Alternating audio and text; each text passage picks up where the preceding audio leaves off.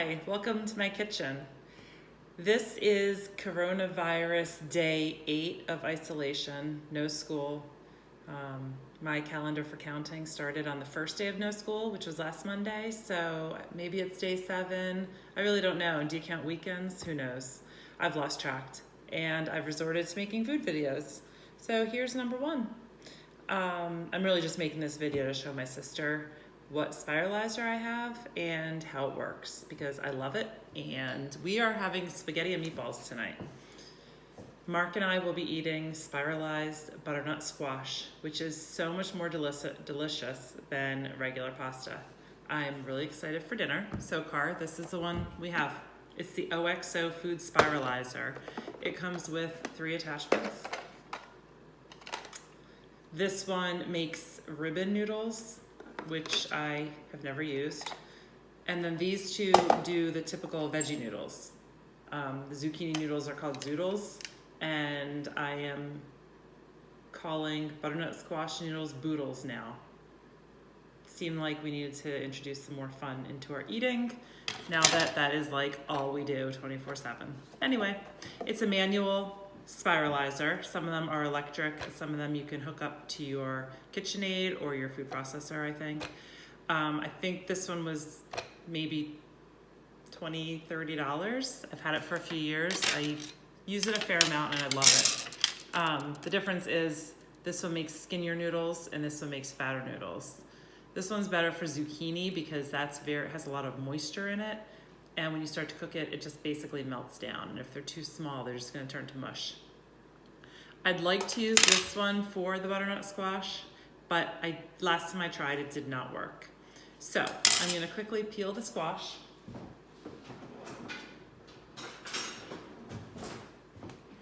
And then cut the bulb off because it's harder to peel. So for now, I'm just gonna spiralize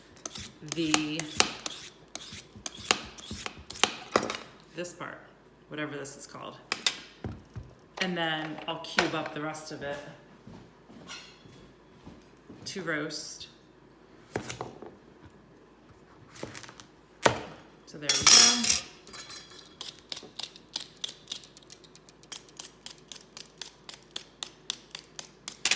Okay.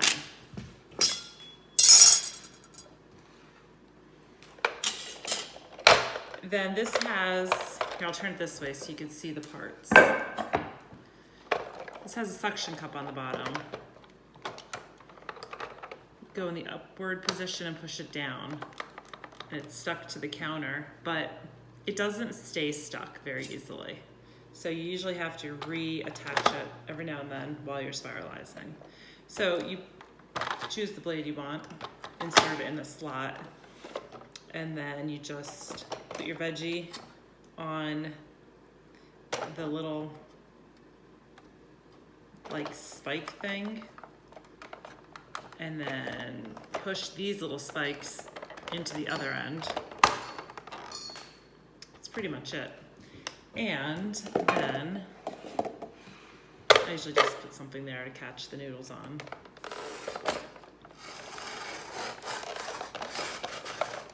All right. I really should show you what's happening here because it's pretty cool. So I'll move the camera to here. And you just turn. And you have to push at the same time. Normally, I have it turned the other way and I could use this handle here to hold it in place and to push the vegetable towards the spiralizer. So I'm just gonna try to do my best. There, see, it's sliding. There we go. So they are the skinny boodles. They cook best if they're of uniform size. So I would switch to the large one now to show you how that works. But then I'm gonna have 2 different sizes, and if I'm roasting them, some will become more well done than others. So I'm just gonna spiralize this whole thing with a smaller attachment. I break them off every now and then so they're not too super long, but How cool is that?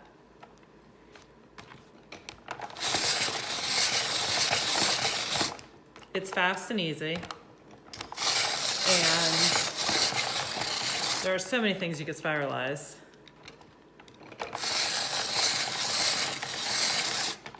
You could spiralize onions. It just, instead of chopping, you can whip them out really fast. I've never done that. It just seems like chopping is easy enough for me.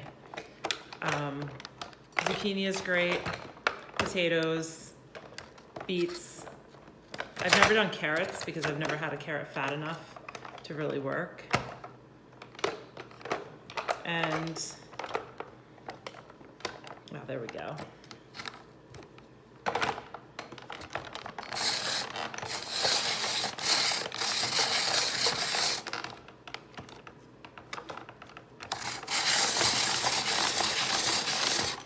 If I knew how to edit videos, I would pause it, spiralize it all, and then restart to save time.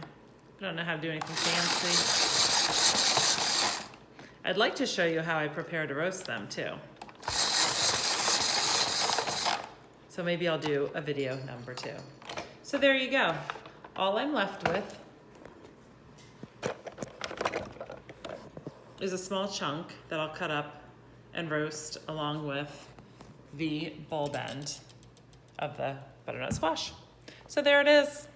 Hope you liked my video tutorial.